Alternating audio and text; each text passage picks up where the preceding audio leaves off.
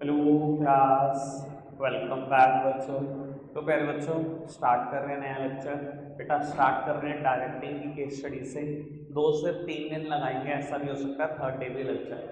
ठीक है जी, मुझे 31 के अप्रॉक्स केस स्टडी करानी है। ठीक है जी, तो अच्छे से करेंगे। ठीक है ना, एक आध दिन इधर उधर कोई दिक्कत नहीं। और बीएसटी का कोर्स बड़े सही ट्रैक पे है। शायद मेरा 8th चैप्टर चल रहा है, planning, consumer protection, financial management, और फर्स्ट चैप्टर रहता है। 1.5 महीने के चैप्टर है सारे मिला लो तो। और अभी मेरे पास 2 महीने से भी चल रहा है। ठीक है जी, आओ जी कर देते हैं। अपने टारगेट के हिसाब से सोच रहा हूँ, 30 सितंबर के हिसाब से सोच रहा हूँ, तो एनफ टाइम है मेरे पास। बाबू पढ़ते हैं जरा केस, तो एक आध दिन इधर उधर भी कोई दिक्कत नहीं है। कहते हैं Siya Ram Singh performed some of the functions which are required to be performed at the position he is working at. State any 5 other function Siaram Singh is expected to perform. अच्छा जी बाबू, कह रहा है सिया राम ने कुछ ऐसे फंक्शन परफॉर्म करे हैं जो उसको उसकी पोजीशन पर परफॉर्म करने ही पड़ते हैं। कहता है कोई 5 फंक्शन बता दो जो सिया राम को परफॉर्म करने पड़ते होंगे। देख लेंगे भैया क्या कहना चाह रहे हो। मैं तो समझ चुका हूँ बस, क्योंकि एक्सपीरियंस के हिसाब से समझा जाता है। ठीक है जी, वो आपको धीरे धीरे ही समझ में आएगा। अच्छा एक बात बताओ, अगर ये पेपर में पता लग जाए गलती से डायरेक्टिंग का केस है तो? मुझे पता है most of the directing is done from the lower level management. Siyaram lower level पे होगा, फंक्शन बताने हैं, कल रोल ऑफ सुपरवाइजर पढ़ाया था, सारे लिख दूंगा। ठीक है, फिर भी आपको पढ़कर पता लग जाएगा, टेंशन ना लो। अगर इतना सुनने के बाद भी नहीं पता लगा तब भी पता लग जाएगा। बेटा कहता है name the incentives provided to Siyaram Singh. बाबू प्लूरल सेंस, कौन से इंसेंटिव्स दिए गए हैं सियाराम सिंह को। ठीक है जी बाबू, बहुत फोकस की जरूरत है।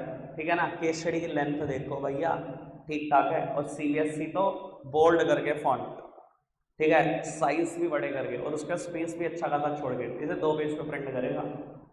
आराम से देखना जरा, इसको पढ़ना जरा।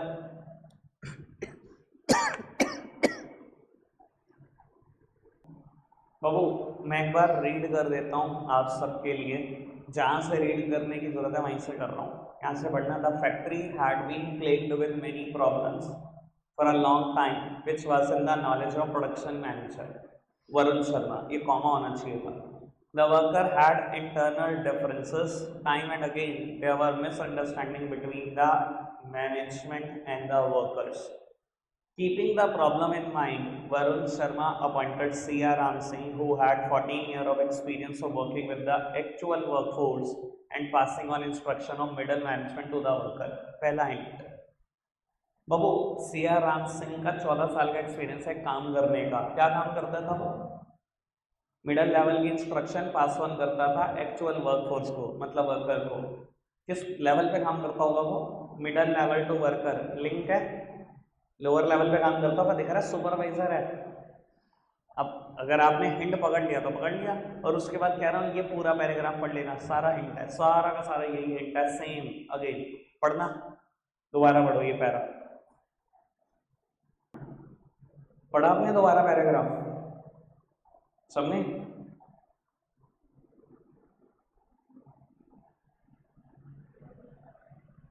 चलो अब बाबू मैं लास्ट पैराग्राफ पढ़ रहा हूँ, मैंने तो पढ़ लिया। सेम इंटर सुपरवाइजर है, 5 फंक्शन नहीं लिख सकते, कल 8 का डिस्कशन करा, कुछ है भी। ठीक है ना, लोअर लेवल के भी यही फंक्शन है, कट कॉपी पेस्ट। जिस दिन लोअर लेवल के फंक्शन पढ़ाऊंगा कहूँगा पढ़ लेना वहां से, सुपरवाइजर के पढ़ाए थे, सेम है। चलो बाबू कहता है he also sorted out internal differences and was able to unite the worker within a month of his joining. ठीक है जी, आगे बढ़ो। His work was acknowledged by the management. उसका वर्क मैनेजमेंट ने नोटिस किया, एक्नॉलेज किया, and was given a certificate of good performance along with 10% increase in the salary. समझदार को इशारा काफी। बाबू सर्टिफिकेट दिया, employ recognition programme, non monetary चीज हो गई, साथ ही साथ 10% सैलरी भी बढ़ा दी, बेसिक पे बढ़ गई, पे एंड अलाइंसेस, एक मॉनेटरी चीज भी मिल गई। दोनों इंसेंटिव समझ में? इतना मुश्किल था? मुझे तो लग रहा था शुरू के 2-3 मिनट में ही आप कह दोगे कुछ है ही नहीं है, तो मजाक है। आगे बढ़ सकते हैं? चलो जी, मैंने ग्रेट क्यों लिख दिया इस पे? चलो भैया, लिख दिया तो लिख दिया, पढ़ना चाहिए। बेटा कहता है वेरियस फाइनेंशियल और non financial incentives discussed by the three friends in the above conversation explain three other non-financial incentive which were not discussed by any one of them। बाबू कहता है बहुत सारे फाइनेंशियल और नॉन फाइनेंशियल इंसेंटिव डिस्कस किए हुए हैं कुछ दोस्तों ने मिलकर, 3 दोस्त हैं, ठीक है जी। तो बाबू देख लेते हैं क्या डिस्कस किए, और बी पार्ट लिखा जाएगा, दूसरे 3 नॉन फाइनेंशियल लिख देंगे। पढ़ोगे आप? पढ़ना।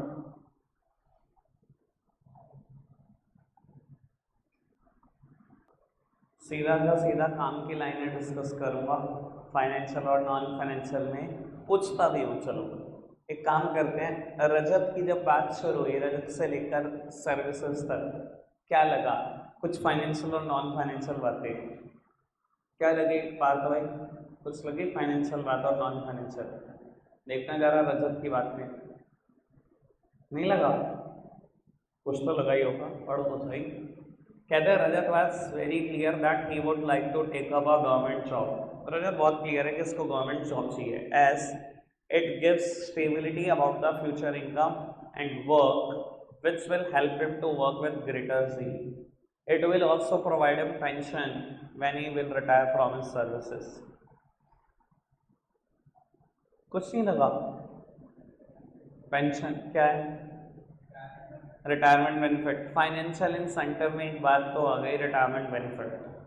वैसे एक बात बताऊं, जॉब सिक्योरिटी भी तो था, पढ़ते क्यों नहीं ढंग से? उसने बताया था कि गवर्नमेंट जॉब क्यों लेना चाहता है, क्योंकि वो स्टेबिलिटी देती है, फ्यूचर में इनकम भी आएगी और काम भी जरूर आएगा। एक बार गवर्नमेंट जॉब लगी तो जॉब सिक्योरिटी है, स्टेबिलिटी तो है, अब पैसा कमाऊंगा भी और काम भी मिलता रहेगा जब तक रिटायर नहीं होता, ठीक है। एक नॉन फाइनेंशियल बात है, फाइनेंशियल बात है रजत की बात में, ठीक है। मान्या,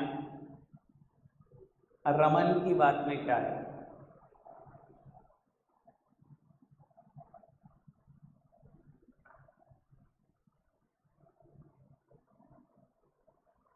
अब क्या पढ़ रहे हो? मुझे समझ नहीं आ रहा, पहले क्या कर रहे थे? देला, अब पढ़ना याद आ गया, पूछना शुरू किया तो मैंने।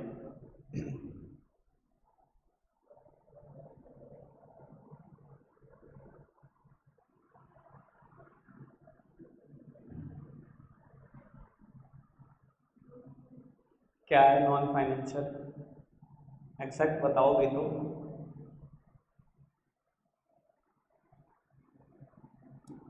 वैसे दोनों बातें हैं अगर आप सोचो बाबू। वो एक ऐसी कंपनी को ज्वाइन करना चाहते हैं जहाँ स्किल डेवलपमेंट प्रोग्राम हो, जहाँ आपको हायर लेवल में ग्रो करने में मदद की जाए। नॉन फाइनेंशियल चीज प्रमोशन, मतलब करियर एडवांसमेंट अपॉर्चुनिटी। प्रमोशन मतलब क्या है? एनसीईआरटी प्रमोशन वर्ड नहीं लिखते ना, मैं नोट्स में लिखता, करियर एडवांसमेंट अपॉर्चुनिटी। और कहता है उसके अलावा उसकी कंपनी बेनिफिट भी देती है, हाउसिंग भी देती है, मेडिकल भी देती है, ब्ला ब्ला ब्ला ब्ला ब्ला। परक्यूसिट्स घर दे रही है रहने को, मेडिकल फैसिलिटी दे रही है, फर्स्ट एड सब देते हैं, ठीक है जी, दोनों ठीक। लास्ट वन, अब ये तो आयुषी बताएगी। अंश क्या है? ऑटोनॉमी मतलब कल बताया था, फ्रीडम। क्या है ये? मैंने बताया था यार, बहुत अच्छे से बताया था, अपने ऑफिस का एग्जाम्पल भी दिया था। Job enrichment, non financial. Financial कुछ नहीं है इसमें। इवन ये बता देता हूँ, जैसी बात जॉब एनरिचमेंट करता है ना, सेम लगभग बिल्कुल सेम बात ऑर्गेनाइजेशनल क्लाइमेट करके एक हेडिंग है, ठीक है ना, मैंने नोट्स में नहीं लिखी, मैं एनसीईआरटी में लगभग सेम बात लिखता है। वो भी ऑटोनॉमी की बात करता है, वो भी बात करता है कि एम्प्लॉइज को ऐसी अपॉर्चुनिटी दो कि वो ग्रो कर सके, पर्सनल ग्रोथ हो सके उसकी, ठीक है ना। इसलिए मैं हमेशा जॉब एनरिचमेंट पढ़ाता हूँ कि कोई कंफ्यूजन ना बचे। दोनों पढ़ा दूंगा, रायता हो जाएगा, एक भी नहीं समझ में आएगा, ठीक है जी। ये पूरी बात जॉब एनरिचमेंट को इंडिकेट करती है। ठीक है, चलो जी बढ़ते हैं आगे। अच्छा तभी लिखा था मैंने ग्रेट। अब मैं एक बात बताऊंगा, गुरु मंत्र आराम से सुन लेना। कहता है there are many theories and style of influencing people's behaviour, identify the style used by Sandhya which is based on the use of authority. बेटा कहता है बहुत सारी थ्योरीज हैं लोगों को इन्फ्लुएंस करने की। अब यार इतना बड़ा हिंट है लीडरशिप का, मैं इससे ज़्यादा बड़ा हिंट नहीं दे सकता। लीडरशिप वर्ड इन्फ्लुएंसिंग से ही रिलेट करता है, ठीक है ना जी। कहता है कौन संध्या ने कौन से तरीके की थ्योरी यूज़ की है, कौन से तरीके का स्टाइल यूज़ किया है, आपको ये बताना है, ठीक है जी। सर यानी कि लीडरशिप स्टाइल बताना है। बाबू बात बड़ी सीधी सी है, ठीक है ना, पता नहीं क्यों ऐसा, पर अगर 100 केस स्टडी आप देखोगे लीडरशिप स्टाइल पे तो 99 का आंसर डेमोक्रेटिक होगा। मैं बिल्कुल फैक्चुअल बात कर रहा हूँ, ठीक है जी, मेरा भी एनालिसिस है, चाहे बोर्ड में उठाकर देख लेना, पर इसका मतलब ये नहीं होता बिना पढ़े डेमोक्रेटिक लिख दोगे, ठीक है जी। पढ़कर आराम से समझ कर मैं लेकिन बता रहा हूँ आपको 100 में से 99 बार आंसर डेमोक्रेटिक होगा। पता नहीं क्यों ऐसा होता है, पर होता है। ये मुझे भी नहीं पता कि क्यों होता है, क्यों टीचर को डेमोक्रेटिक ही देना होता है, उनको वही पसंद क्यों आता है। कि जितने केस आए हैं मैंने तो आज तक देखा ज़्यादातर का आंसर ही डेमोक्रेटिक है, ठीक है जी। चलो पढ़ना।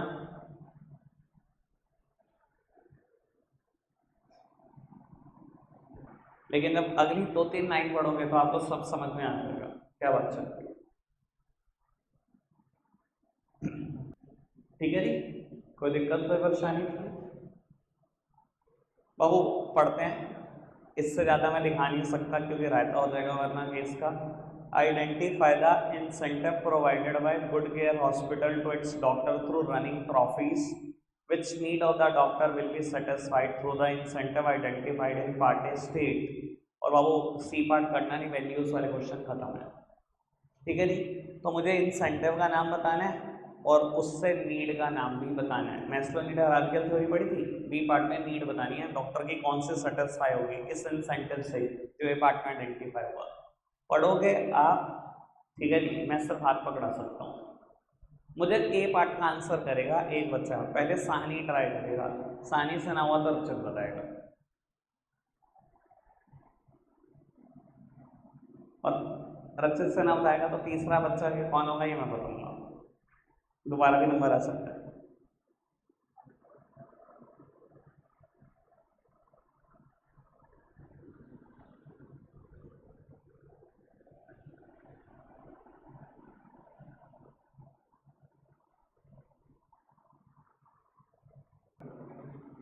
हाँ जी सानी साहब, भाई मैंने ए पार्ट का आंसर पूछा, क्यों नीड पे जा रहे हो, पहले इंसेंटिव भी बता दे भाई, देख लूंगा मैं।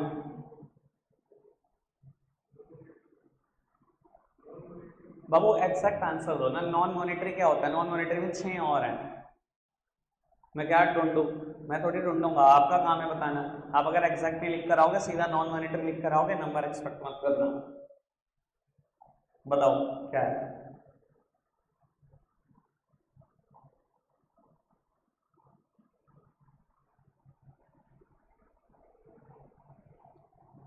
एम्प्लॉय रिकॉग्निशन है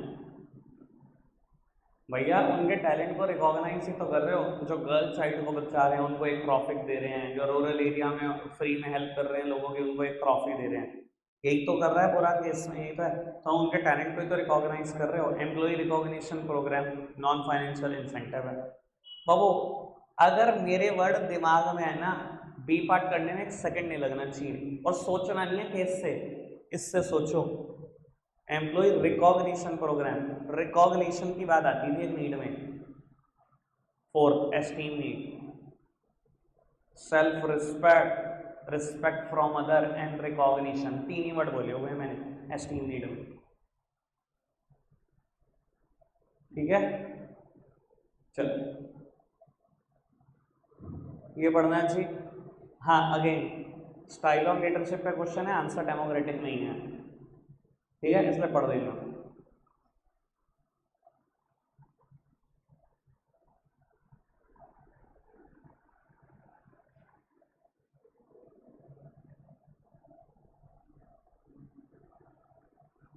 जी ऑल ओके। चलो जी आगे बढ़ाते हैं बात को।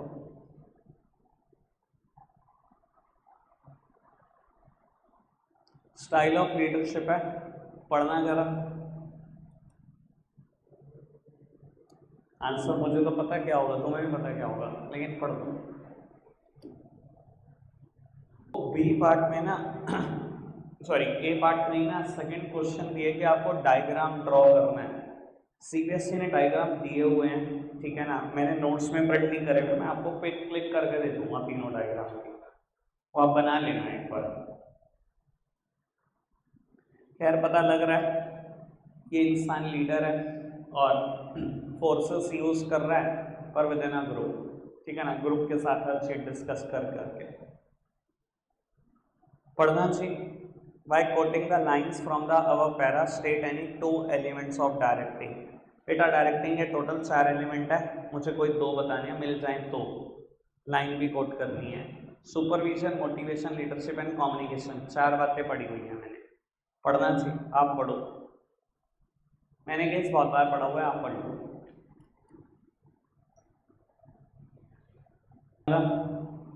बट्टा का सब कुछ मिला क्या?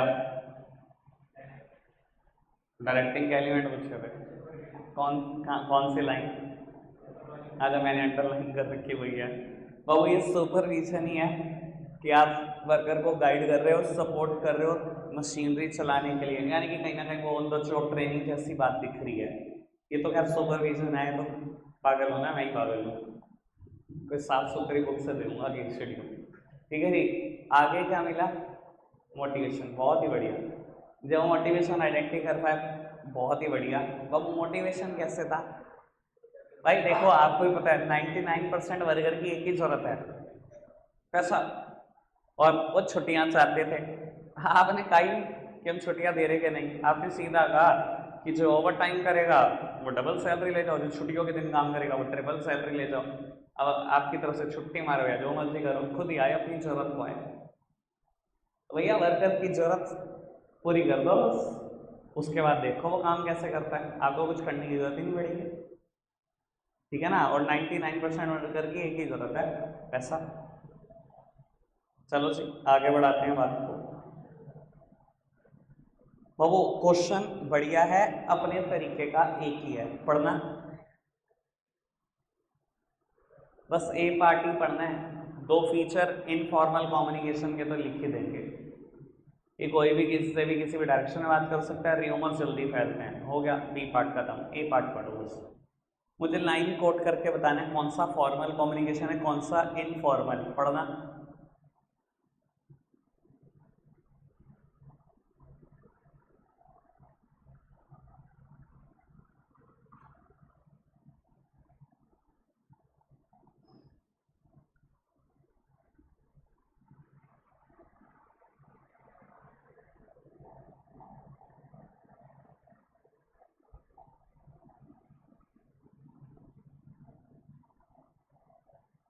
एक कलीग ने टेक्स्ट करा, दूसरे ने फिर टेक्स्ट करा, इनफॉर्मल कम्युनिकेशन। टेक्स्ट मैसेज कोई फॉर्मल वे नहीं है कम्युनिकेशन करने का। लेकिन बाद में जीएम ने ऑर्डर करा fumigation in the company premises and cleaning the surroundings, ये फॉर्मल कम्युनिकेशन है, यहाँ टेक्स्ट की बात नहीं लिखी, ठीक है ना जी। पढ़े आप। अब बैरियर आने शुरू हो गए। बैरियर के लिए एक बात बता देता हूँ आपको बाबू, जब भी बैरियर आते हैं ना, ज़्यादातर क्वेश्चन पेपर में क्या आता है, आइडेंटिफाई द बैरियर या बैरियर्स, और बी पार्ट कहता है स्टेट इट्स कैटेगरी। तो बाबू ए पार्ट में आपको स्पेसिफिक रहना है, मान लो heading is lack of proper in centre, तो बी पार्ट में आप लिखोगे उसकी कैटेगरी, मतलब ये पर्सनल बैरियर का पार्ट है, ठीक है जी। या डिस्ट्रस्ट है ए पार्ट का आंसर, तो बी में लिखोगे आप ये साइकोलॉजिकल बैरियर है। या ऑर्गेनाइजेशनल फैसिलिटी है ए पार्ट का आंसर, तो फिर ऑर्गेनाइजेशनल बैरियर है। या बैडली एक्सप्रेस मैसेज है तो सिमेंटिक बैरियर है। ए पार्ट में स्पेसिफिक रहना है, बी पार्ट में उसको कैटेगरी बता देनी है इन चारों में से कोई, ठीक है जी। पढ़ना केस।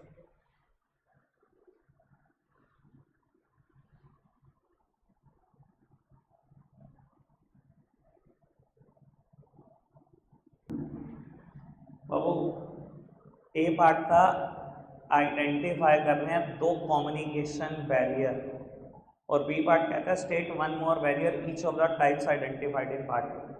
बाबू ये जो दो बैरियर आइडेंटिफाई करोगे जिस भी कैटेगरी के होंगे उनका एक एक और लिखना है, ठीक है। कौन से दो बैरियर मिले? पहली लाइन है कोई बैरियर इस पैराग्राफ की, ये तो बेकार है। पहली लाइन है सारे के सारे डिसीजन नवल का फादर अकेला लेता है, मैंने तो बैच में समझाया था, सेम एग्जांपल दिया हुआ है। ऑर्गेनाइजेशनल पॉलिसी, सेंट्रलाइजेशन की पॉलिसी नहीं दिख रही, बात करने का समय होता है सेंट्रलाइजेशन में सारे डिसीजन एक ही आदमी लेगा, मतलब रूटीन जॉब पे कर रहा है और जो टेक्निकल प्लान्स हैं और प्रोसीजर बनाए और ऑब्जेक्टिव सेट करने, स्ट्रैटेजी मेकिंग सब कुछ खुद कर रहे हो, मतलब इंपॉर्टेंट काम तो कर ही रहे हो। रूटीन जॉब भी पकड़ के 18 घंटे काम करोगे एक दिन में, बात तो भूल जाओ, सर ऊपर करने का समय नहीं होगा। तो बाबू ऑर्गेनाइजेशनल पॉलिसी, ठीक है जी, पहली लाइन। दूसरी line, his father did not believe in his employ, मैंने अंडरलाइन भी कर रखी है। क्या है हेडिंग? डिस्ट्रस्ट। मैं आपको बात बता देता हूँ, हर साल बच्चे दो चार ऐसे होते हैं, अभी जो आपका एक्सप्रेशन है मुझे पता लग गया आप क्या सोच रहे होंगे, lack of confidence by the superior in subordinate, यही सोच रहे हो? कुछ सोच रहे होंगे, पक्की बात है। कंफ्यूजन इन डिस्ट्रस्ट और lack of confidence by the superior in subordinate होती है सबसे ज़्यादा बच्चों को। हर साल इस लाइन का आंसर दो चार बच्चे करते हैं, lack of confidence by the superior in subordinate. तो मैं बता देता हूँ आंसर डिस्ट्रस्ट ही है। बाबू पहले फर्क समझो, डिस्ट्रस्ट का मतलब क्या है भाई? जब दो लोग आपस में एक दूसरे के ऊपर बिलीव नहीं करते, ट्रस्ट नहीं करते, तो बात को ओरिजिनल सेंस में नहीं समझा जा सकता। और lack of confidence by the superior in subordinate क्या है? अगर बेटा सुपीरियर को आपकी एजुकेशन पर, आपके एक्सपीरियंस पर, आपकी कैपेबिलिटी पर ट्रस्ट नहीं है तो वो लैक ऑफ कॉन्फिडेंस है। यहाँ सिर्फ ट्रस्ट की बात है, कोई एजुकेशन, आपकी कैपेबिलिटी की, कोई एक्सपीरियंस की बात नहीं हो रही। थोड़ा सा फर्क भी समझो। मैं एग्जांपल दिया था मैंने राम जेठमलानी जी का, क्लियर? और 100% क्लियर हो जाएगा। अगला केस पढ़ लो, आज का शायद सेकंड लास्ट या लास्ट, देखते हैं। अब ये केस पढ़ लो, बिल्कुल क्लियर हो जाएगा, बिल्कुल क्लियर, सेम केस है, बस एक लाइन बदल दी। लास्ट ही रखते हैं आज का ये। सर सारे डिसीजन माइकल खुद लेता है, ये तो चलो हो गया ऑर्गेनाइज। ये देखना, moreover his father did not have confidence in the competency of employees, lack of confidence by the superior in subordinate. Clear हो गया डिस्ट्रस्ट और लैक ऑफ कॉन्फिडेंस वाली बात, ठीक है? रखते हैं आज के लिए इतना ही है प्यारे बच्चों, बाय बाय।